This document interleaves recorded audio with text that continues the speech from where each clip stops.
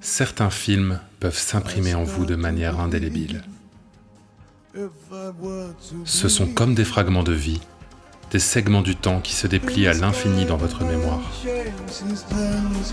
Mais une fois cette éternité fixée sur la pellicule et dans votre inconscient, peut-elle s'affranchir du regard du spectateur pour continuer à prendre vie ?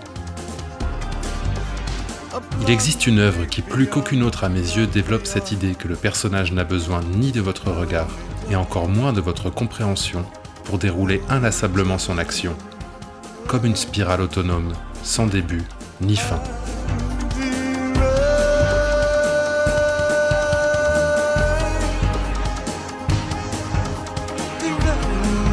La narration pour le moins tortueuse de ce film de 97 fut particulièrement mal reçue à l'époque, alors qu'il s'agit pour moi du film le plus passionnant de David Lynch. Car il questionne autant la psyché de son protagoniste que le support dans lequel il évolue, le film en lui-même. Ainsi, nous rencontrons Fred Madison qui vit sous nos yeux dans un concentré de l'univers de Lynch, puisque sa maison est en réalité celle du cinéaste, équipée d'un mobilier qu'il a lui-même conçu spécialement pour le film. On retrouve ensuite tout le vocabulaire visuel mystérieux qui forme la patte de son auteur.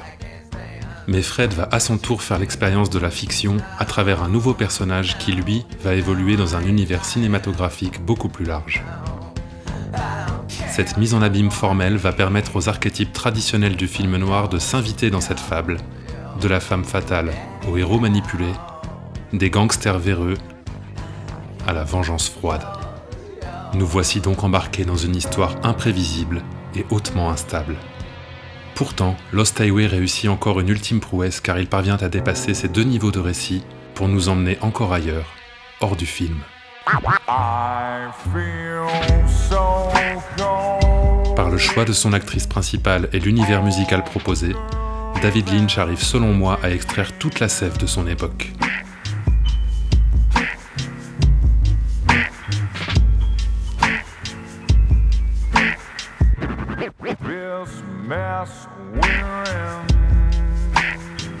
La fiction se transforme en un véritable voyage sensoriel dans l'esthétique de cette décennie, et je vous propose donc de nous perdre un instant, au fil de tous ces embranchements, dans l'enfer des 90s.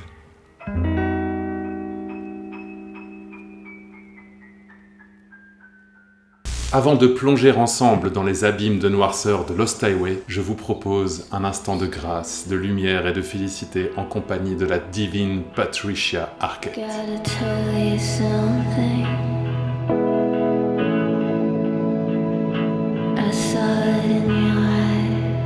C'est donc elle qu'a choisi David Lynch pour son film, et vous allez voir qu'elle a traversé toute la décennie des années 90 en alignant chef-d'œuvre après chef-d'œuvre.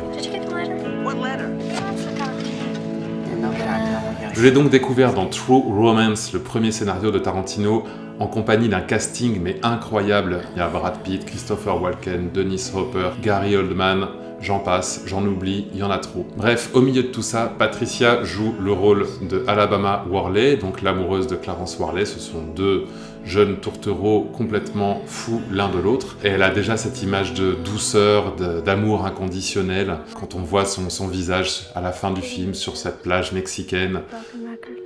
You're so cool. You're so cool. Voilà, j'en suis presque ému aux larmes en la voyant. C'est-à-dire qu'elle joue très peu, mais elle a quand même cette espèce de bienveillance, de grâce naturelle. Et ces petites dents là, ces petites dents qu'on en mangerait. Faut pas trop la faire chier, cela dit, Alabama Worley dans True Romance. Quand on s'attaque à son mec, attention, elle peut mordre, elle peut faire très mal.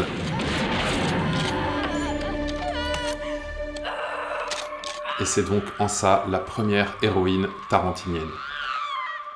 Cette figure de bienveillance et de douceur, Patricia va la développer dans deux autres films des années 90. Le premier, c'est Ed Wood de Tim Burton. Ce film très personnel en noir et blanc qu'il a réalisé sur un metteur en scène de films d'horreur haut en couleur, puisqu'il aime se travestir. Et dans la seconde moitié du film, quand il va rencontrer Patricia, eh bien, elle va l'accepter tel qu'il est. Je rappelle que c'est les années 50, qu'un homme qui doit mettre un angora rose pour se sentir mieux, ça passe pas toujours. I like to wear women's clothes. Okay. Okay? Okay. Second rôle que j'adore de Patricia dans un film que j'aime encore plus, À tombeau ouvert de Martin Scorsese, très souvent oublié dans sa filmographie. Ce film n'existe d'ailleurs toujours pas en Blu-ray et c'est un scandale. Nicolas Cage est donc un ambulancier qui n'a pas sauvé qui que ce soit depuis longtemps, il est plein de doutes, il ne dort plus et la rencontre avec Patricia va lui servir un petit peu de boussole. Là encore, elle va camper une figure presque angélique de Madone, et j'en veux pour preuve cette scène finale où, harassé de ses aventures, Nicolas Cage va se reposer dans les bras de Patricia. Quand on connaît le goût de Scorsese pour le christianisme et tout ce qui est symbole chrétien, on a ici une figure complètement christique avec le héros qui vient se reposer sur une espèce de Vierge Marie. C'est une image de Pietà et la lumière, une lumière douce et diffuse envahit petit à petit la pièce pour créer une sorte de transfiguration. Nous arrivons donc au film qui nous intéresse, Lost Highway, où David Lynch a eu l'excellente idée de casser cette image un peu angélique de Patricia en lui donnant un double rôle, à la fois celui de Renée Madison, donc la femme qui est l'objet de tous les soupçons de son mari, et dans la deuxième partie du film, Alice Wakefield, qui est un personnage complètement fantasmé. You'll never have me.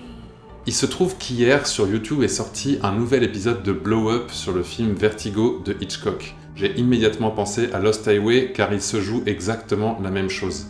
L'analyse de Blow Up sur Vertigo explique que c'est un film réflexif sur le cinéma, où dans la première partie, le héros est le spectateur de l'intrigue, il devient acteur dans la seconde partie, et dans la troisième partie, devient carrément metteur en scène de son fantasme. Je vous conseille évidemment d'aller voir cette vidéo, mais je m'attarderai sur la scène du restaurant, où le personnage de Kim Novak apparaît pour la première fois devant les yeux de James Stewart. Et il se passe exactement la même chose dans Lost Highway. Si on part du principe, comme je l'ai abordé dans l'intro, et je vais y revenir un peu plus tard, que le personnage se crée de toute pièce un film avec les personnages de son délire, de sa jalousie, le personnage fantasmé de Patricia Arquette n'a donc aucune réalité, c'est uniquement des projections de tout ce qu'imagine le héros. Quand il voit arriver Patricia en blonde dans ce garage, c'est une image de cinéma. Cette scène obéit donc exactement au même mécanisme, c'est-à-dire la fascination d'une image de cinéma sur un acteur-spectateur. Tout ça magnifié par la musique de Lou Reed. C'est une scène d'anthologie. And then it happened.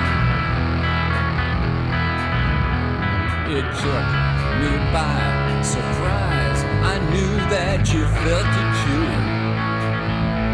I could see it by the look in your eyes. Sweeter than wine. Voilà donc pour ce qui est de Patricia dans les années 90. Elle n'a jamais gagné la moindre récompense pour tous ces films merveilleux et c'est d'une tristesse absolue. Heureusement, sa carrière a pris un autre tournant plus tard, notamment grâce au film Boyhood qui a été tourné sur une 12aine d'années. Donc la dame n'a pas peur de vieillir devant les objectifs, elle n'a pas peur de se montrer plus vulnérable, de montrer ses doutes, comme vous voyez dans cette scène déchirante à la fin du film. You know what I'm realizing? My life is just gonna go like that. This series of milestones. Getting married, having kids, getting divorced. The time that we thought you were dyslexic, when I taught you how to ride a bike. Getting divorced again, getting my master's degree, finally getting the job I wanted. Sending Samantha off to college, sending you off to college. You know what's next? Huh? It's my fucking funeral! Après cette petite mise en bouche, je vous propose maintenant de rencontrer l'artisan de l'atmosphère musicale de Lost Highway, le créateur du groupe Nine Inch Nails, Trent Reznor.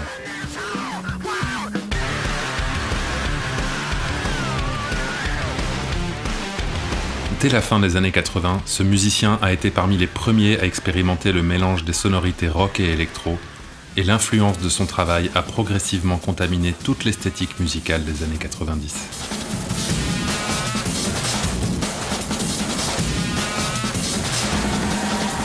Et si vous pensez ne rien connaître à son œuvre, eh bien détrompez-vous car c'est lui qui a composé un des plus grands titres de ces dernières décennies, que la reprise par Johnny Cash avant sa disparition a rendu culte. What have I become? my sweetest friend. Everyone I know goes away in the end. And you could have it all.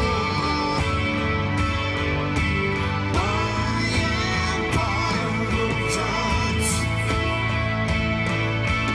I will let you down. I will make you. Comme vous venez de le voir, le son de Reznor a attiré David Bowie dès 1994 et fortement influencé l'album Outside qui lui a permis de revenir une nouvelle fois sur le devant de la scène.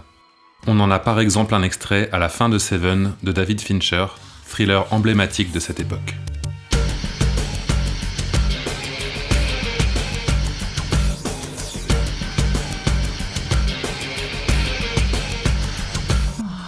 Mais comme Bowie avant lui, Reznor a également produit d'autres disques que les siens, à commencer par les 3 premiers albums de Marilyn Manson.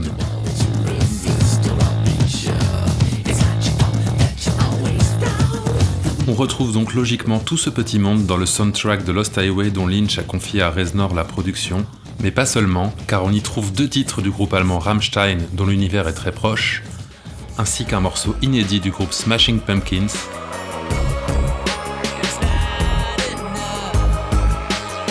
qui opère ainsi une incursion très réussie sur les terres sombres et synthétiques de Nine Inch Nails.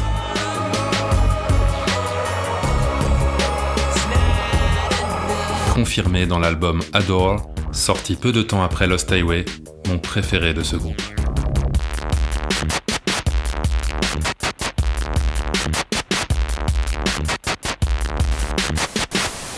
Cette BO de Lost Highway constitue donc une étape décisive dans la conquête d'Hollywood par Trent Reznor, entamée en 1993 avec Tuerney, et confirmée depuis 10 ans par sa collaboration avec Atticus Ross, qui, après un Oscar remporté pour la musique de Social Network, n'a fait que grandir jusqu'à briller aujourd'hui dans le dernier Pixar, Soul.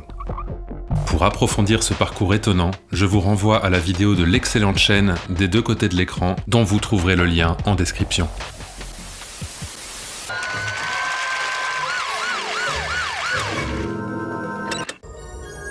NBC's Sunday Night Movie will return following these messages.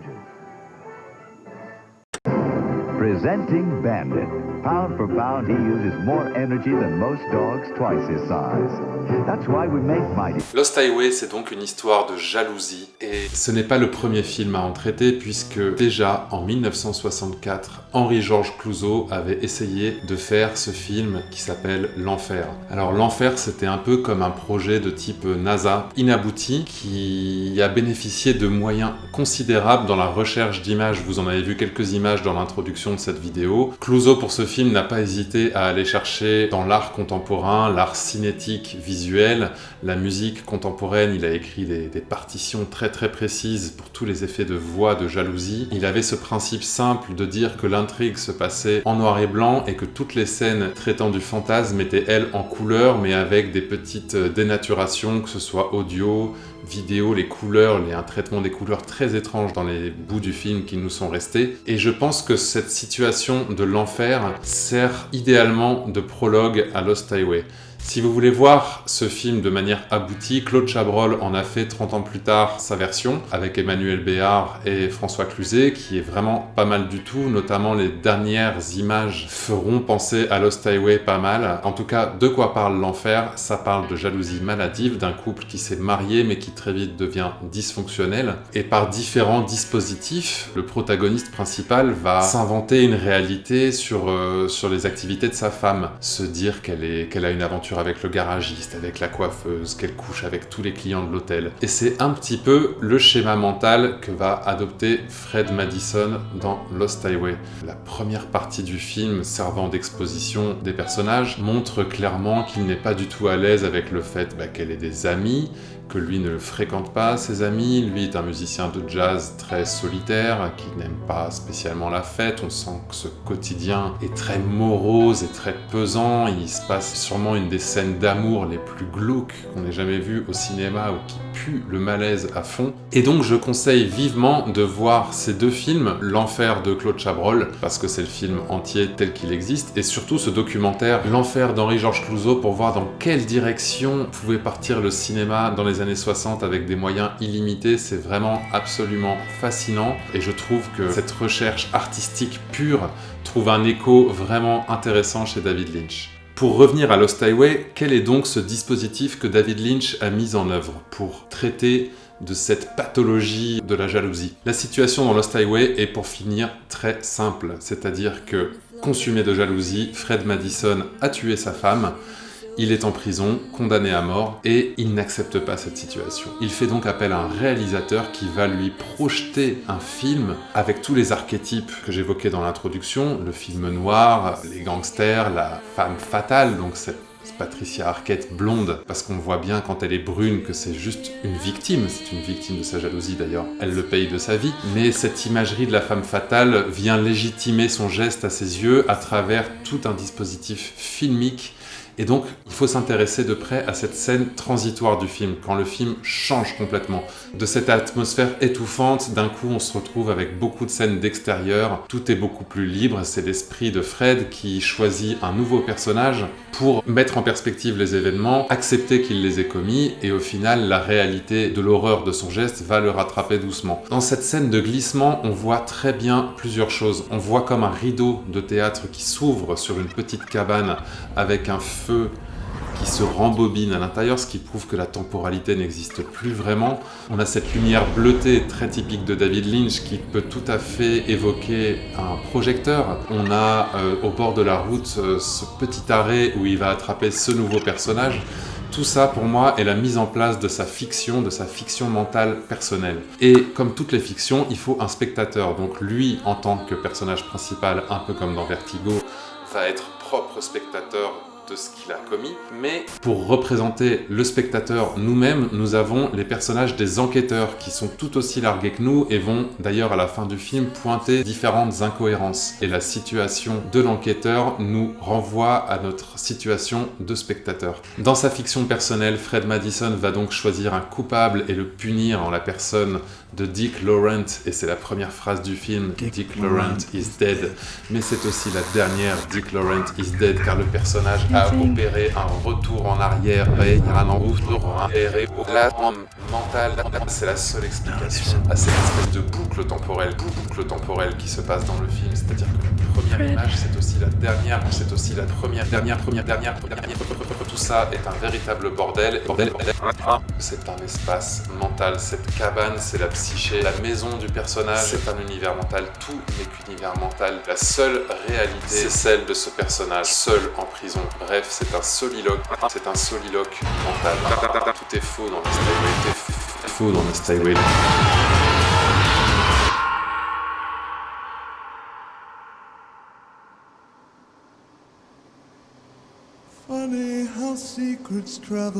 Certains films peuvent s'imprimer en vous de manière indélébile. If I were to bleed, in sky the man shaves his hands held high across beyond.